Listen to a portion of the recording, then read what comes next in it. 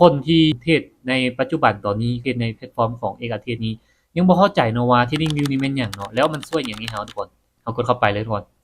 ตัวนี้เนาะก็คือเส้นที่ว่าเราไปตีฐานนะครับต่างๆแล้วทุกคนเนาะมันจะมีหลายแนวแฮงทุกคนเนาะนี่ตีเส้นฐานนะครับต่างๆวิธีตีเทรนไลน์หยังต่างๆเนาะก็คือเอามานำ Trading View หมดทุกคนเนาะสามารถเข้ามาอ่านได้ทุกคนเนาะตัวอย่างของมันเห็นบ่นี่ตัวอย่างของมันเนาะบางคนยังบ่เข้าใจเลยเขาเชื่อว่าบางคนยังบ่เข้าใจเนาะว่า Trading View มันหยังแล้วมันช่วยหยังให้เราเนาะคนที่เทรดอยู่ปัจจุบันตัวนี้ยังบ่ฮู้สำหรับบางคนเนาะ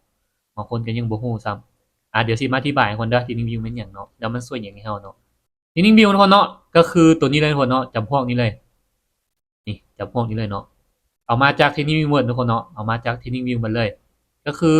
เส้นฐานธรรมดาเนาะนี่เส้นแนวนอนทุกคนก็เอามานำ Trading View มาทุกคนเนาะนี่เห็นบ่เฮากดออกมาแล้วเฮากดมาวางใส่ทุกคนเนาะนี่เส้นฐานธรรมดาเด้อตัวนี้เนาะนี่เอามาวางใส่ฐานธรรมดาเนาะใส่ฐานธรรมดาจ้ะนี่กดเข้าไปมันจะยาวทุกคนเนาะมันจะยาวเห็นบ่เลื่อนบ่ร้อนทุกคนเนาะมันจะบ่มีมือสิ้นสุดโดนเนาะเอาสามารถเอามาตีได้ทุกคนเนาะสามารถเอามาตีได้มันจะมีหลายเนาะมีหลายเส้นแห้งเนาะตัวนี้ก็จะเป็นเส้นเฮาตีว่าในจุดนี้เป็นจุดแนวโน้มขาลงบ่เฮาสามารถกดได้ทุกคนเด้อนี่ตัวนี้เนาะตัวใกล้ๆตัวที่2เลยทุกคนนี่สามารถเลือกมาวางได้เนาะคือปัจจุบันตัวนี้เห็นบ่เป็นแนวโน้มขาลงเนาะเฮาก็สามารถเอามาตีได้ทุกคนเด้อมันจะมีหลายเนาะนี่ประมาณ10อันพุ่นเนาะนี่ประมาณ10อันเฮาสามารถเอามาได้ทุกคนเนาะแต่ว่าทุกคนอยากใช้ตัวใดเนาะมีหลายส่วนหลายเขาจะใช้ไต่ฐานนะครับน้ำตาลเนาะจะใช้เส้นตัวนี้แหละส่วนหลายจะใช้เส้นตัวนี้แหละใช้เส้นฐานนะครับน้ำตาลนี่เนาะเส้นแนวนอนนี่แหละเอามาตีใส่ฐานนะครับน้ำตาลส่วนหลายจะคนจะใช้ตัวนี้เนาะส่วนหลายเด้อมันมีหลายเนาะเขาสามารถเอาออกมาได้ทุกคนเนาะนี่ออกมาตีได้เลยนี่สามารถออกมาตีได้เลยเนาะนี่ตัวนี้ก็คือการทุกคนเนาะตัวนี้คือการมีหลายแห่งเนาะมีหลายแห่งสามารถเอามาตีได้นี่สำหรับใครที่ออกมาแล้วอยากลบออกเนาะทุกคนมีแต่จำเข้าไปเนาะนี่จำเข้าไปแล้วมันจะมีตัวลบตัวนี้เนาะเห็นบ่มันจะมีตัวลบตัวนี้เนาะเขาก็สามารถกดเข้าไปปุ๊บนี่มันจะลบออกเลยทุกคนตัวนี้ก็จะเป็นา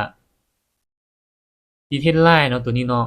คนส่วนหลายจะใส่น้อยเนาะตัวนี้เนาะคนส่วนหลายจะใส่น้อยส่วนหลายจะไปใส่น้ำฟอริกหลายก่อนเนาะตัวนี้เขาสามารถเอามาตีได้ทุกคนเนาะสามารถออกมาได้เนาะใครที่ถนัดตัวใดก็สามารถออกมาได้ตัวนี้ก็จะเป็นตัวขีดเส้นเนาะหรือว่าแต้มทุกคนเนาะนี่ตัวนี้เนาะตัวที่3นี่ทุกคนเนาะตัวที่3นี่ก็จะเป็นตัวแต้มเด้อนี่สามารถแต้มเขียนอย่างได้ทุกคนเนาะสามารถแต้มได้หรือว่าวงบนได้ทุกคนเห็นบ่สามารถเอามาวงบนได้ทุกคนเนาะตัวนี้คือกันตัวนี้จะเป็นคือกันเนาะนี่คือกันมาเลยทุกคนมีหลายเนาะมีหลายอันแฮงตัวนี้เนี่ยประมาณ2 4 6 8 10 11เนาะจะมี11 12อันในตัวนี้เนาะนี่คือกันตัวนี้คือกันทุกคนนี่เห็นบ่ตัววงบนเนาะเขาก็สามารถจำแล้วก็มาวงบนได้ทุกคนเนาะตัวนี้เด้อคือสมมุติว่าเขาเอาออกมาเนาะแล้วอยากให้มันลบเบิดเนาะบ่อยากให้มันลบบ่อยากให้ลบเทื่ออันเทื่ออันสินะนี่เขาบ่อยากลบเทื่ออันเทื่ออันสินะอยากให้มันลบหมดเนาะมีแต่ว่าเขากดตัวมาตัวนี้เห็นบ่มันจะเป็นตัวถังขยะตัวนี้เนาะกดเข้าไปปึ๊บนี่มันจะลบออกหมดเลยทุกคนเนาะเห็นบ่มันจะลบออกหมดเลยเนาะตัวนี้ก็จะเป็นพิมพ์เนาะเนาะตัวนี้จะเป็นคำว่าพิมพ์เด้อพิมพ์ตัวหนังสือนะทุกคนนี่พิมพ์ตัวหนังสือเนาะอ่ะพิมพ์ตัวหนังสือคือสมมุติว่าเฮาอยากพิมพ์แนวรับเนาะพิมพ์แนวรับเนาะเข้าไปแล้วก็พิมพ์คำว่าแนวรับเนาะแนวรับเนาะแล้วก็คำว่าโอเคเข้าไปเห็นบ่มันจะขึ้นมาเลยเนาะแนวรับเนาะนี่แนวรับมันจะขึ้นมาให้เฮาเลยถ้าว่าอยากเลื่อนก็เลื่อนลงมาปัจจุบันตอนนี้ฐานนะครับเนาะนี่ตัวใดเนาะทุกคนเนาะตัวใดเลยนี่เห็นบ่ตัวนี้คือกันแต่พวกนี้จำเป็นจำพวกที่ว่าเฮาพิมพ์ตัวหนังสือเนาะพิมพ์ตัวหนังสือใส่เด้อแนวต้านนี่แล้วก็กดคำว่าโอเคปุ๊บนี่ถือว่าได้มาเลยแนวต้านทุกคนเนาะนี่เอาไปตีใส่เลยแนวต้านนี่เห็นบ่ตัวนี้จะเป็นตัวเลื่อนเนาะแต่ว่าตัวนี้บ่เป็นตัวเลื่อนเด้อนี่ตัวที่1นี่จะบ่แม่นตัวเลื่อนเนาะแต่ว่าตัวที่2นี่จะเป็นตัวเลื่อนมีหลายทุกคนเนาะมีหลายนี่เอาสามารถออกมาได้ทุกคนเนาะตัวนี้จะเป็นตัว C เนาะตัว C ใส่แท่งเทียนเนาะตัวนี้จะเป็นตัว C ใส่แท่งเทียน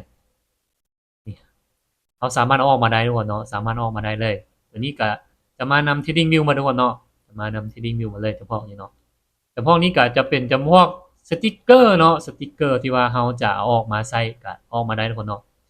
นี่สติกเกอร์ กดเข้าไปจำปุ๊บนี่ได้เลยสติกเกอร์เนาะถือว่าได้มาเลยเนาะแต่พวกนี้ก็มานำ Trading View หมดทุกคนนะนี่พวกนี้ก็มานำ Trading View หมดเลยเนาะจะเป็นเจ้าพวกIndicator Ball Trend ตีไลน์นะครับแนวต้านอีหยังมาหมดทุกคนเนาะเห็นบ่มันจะมีตัวอย่างให้เราเบิ่งเนาะทุกคนเนาะมันก็จะมีตัวอย่างให้เราเบิ่งเลยแต่พวกนี้แม่นเบิดทุกคนเนาะเฉพาะนี้เนาะเฉพาะนี้แม่นหมดเลยนี่เขาก็สามารถออกมาได้ตามที่คนถนัดเลยทุกคนเนาะ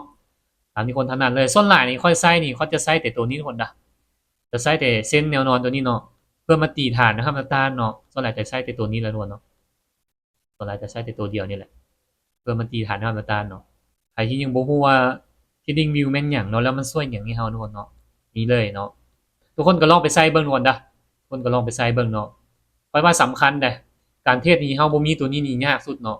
เพราะว่ามันจะเป็นตัวช่วยให้เฮาถือว่าหลายสุดเลยเนาะตีฐานนะครับแนวต้านบ่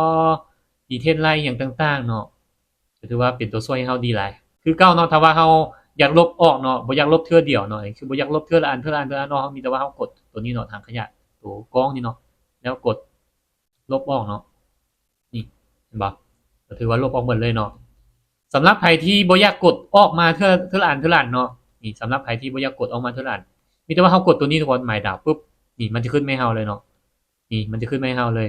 ถ้าว่ามันบ่บังหน้าจอเฮาได้มีแต่ว่าเฮาเลื่อนมาแจ้นี่ก็ได้ทุกคนเนาะหรือว่าจะเอาตัวใดตัวนี้บ่ฐานตามบ่มีแต่ว่าเฮากดดาวตัวนี้เนาะนี่มันก็สิมาอยู่นี่เฮาเลยทุกคนเนาะบ่จำเป็นต้องไปกดเอาอยู่นี่ก็ได้ทุกคนเนาะเฮาบ่จำเป็นต้องมากดเอานี้ก็ได้เนาะเพื่อไปเสียเวลาเนาะมีแต่ว่ากดเอาตัวนี้แล้วมาวางกดใส่เลยปึ๊บนี่ถือว่าได้เลยทุกคนเนาะนี่ง่ายๆทุกคนเนาะง่ายๆโอเคก็ประมาณนี้ทุกคนเนาะ